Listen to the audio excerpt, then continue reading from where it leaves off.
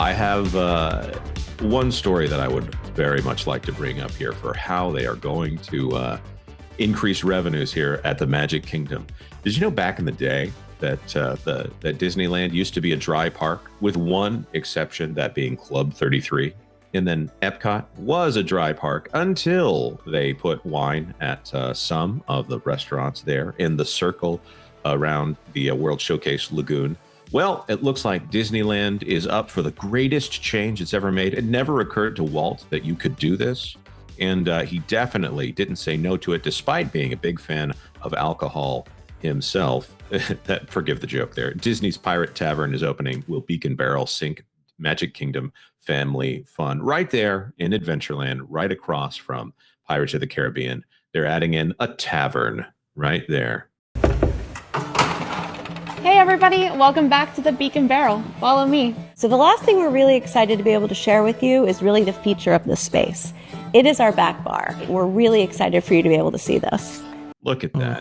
Oh, by the way, don't worry, guys. If you are drinking, you can also buy an overpriced non-alcoholic beverage for your children as well. This is a great article from Marvin Montanaro, our editor-in-chief over there at that park place. Look at that right there. Doesn't that make you just want to pay way too much money for what you probably shouldn't be drinking anyways, especially on a family day here? I'm not trying to be too judgmental. I'm not a drinker. I generally don't touch the stuff. I more than generally don't touch the stuff. But I think drinking at a theme park is especially not a wise decision while you're doing the family stuff.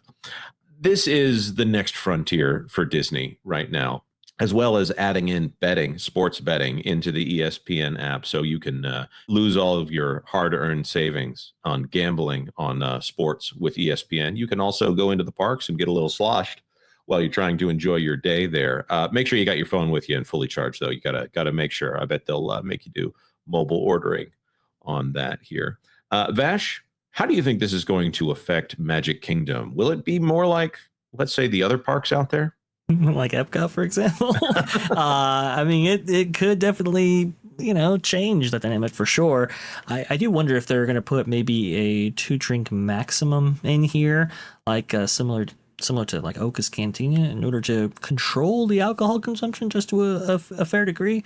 But I've seen no indication of that recently. But yeah, I mean, I think Jonas makes a great point right here. Where is Disney investing the most? What projects connected to the parks are getting the most attention, and also are opening with some level of expediency as compared to other investments, right? Look at the bars. Look at Geo 82.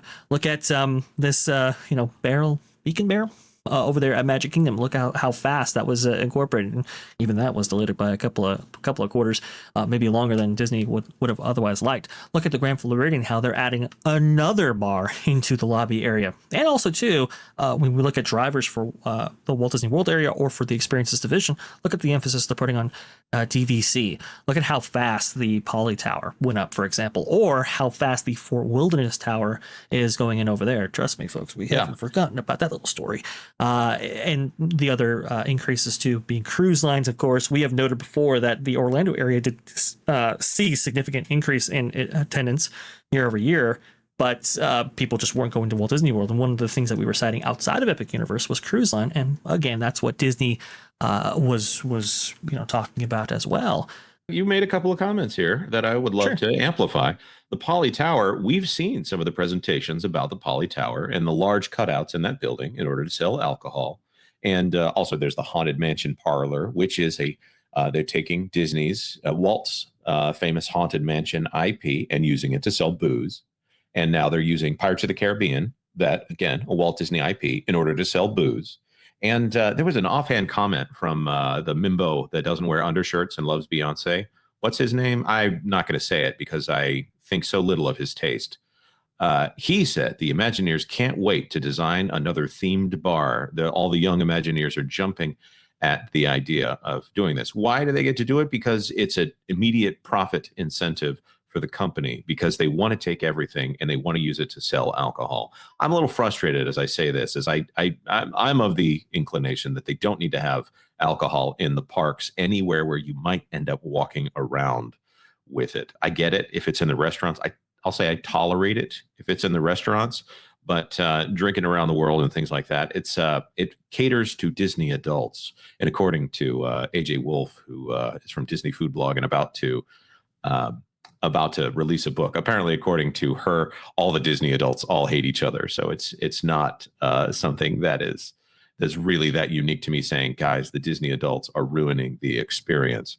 I think that this company catering to adults instead of families is the ultimate decline. It's the jump the shark moment for this company. Go ahead, Vash, please. No, it's definitely the jump the shark moment. I would have thought it inconceivable, even I would say 10 years ago, that they would ever add alcohol to the park to this degree. But like you said at the beginning of this, Disneyland used to be a dry park.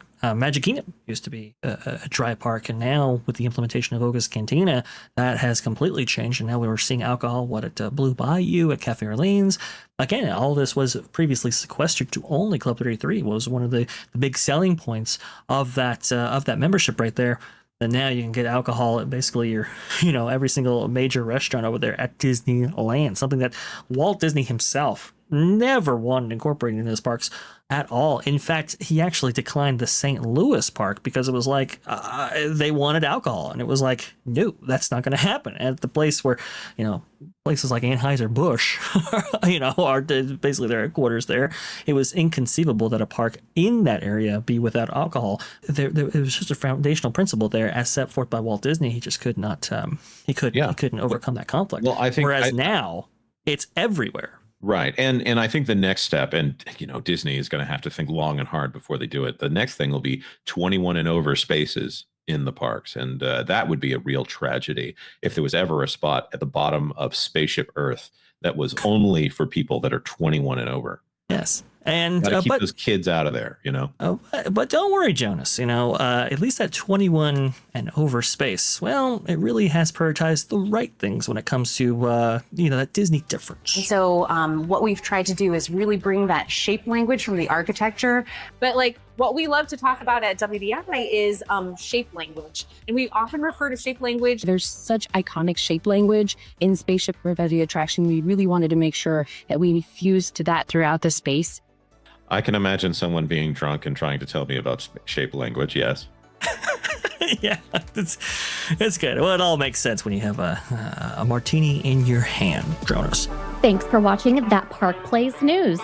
For more information, consider checking out www.thatparkplace.com. And don't forget to subscribe, share, like, and send this out on your favorite social media account.